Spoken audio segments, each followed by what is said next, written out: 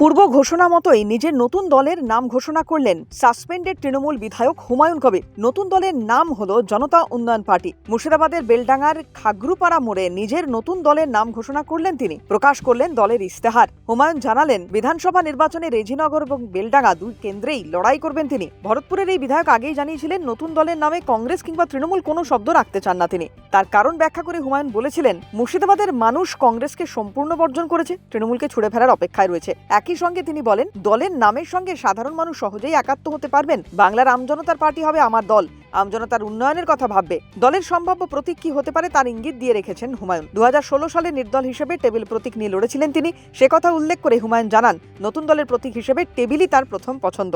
নির্বাচন কমিশন ওই প্রতীক অনুমোদন না করলে বিকল্প হিসেবে জোড়া গোলাপের কথা ভেবে রেখেছেন হুমায়ুন। সেটাও না হলে অন্য বিকল্পের কথা ভাববেন তিনি। দলের পতাকায় থাকবে 3 রং, হলুদ, সবুজ এবং সাদা। এই দিনই 8টি কেন্দ্র থেকে কারা কারা প্রার্থী হবে আগামী 2026 নির্বাচনে, তাও স্পষ্ট করে দেন হুমায়ুন কবির।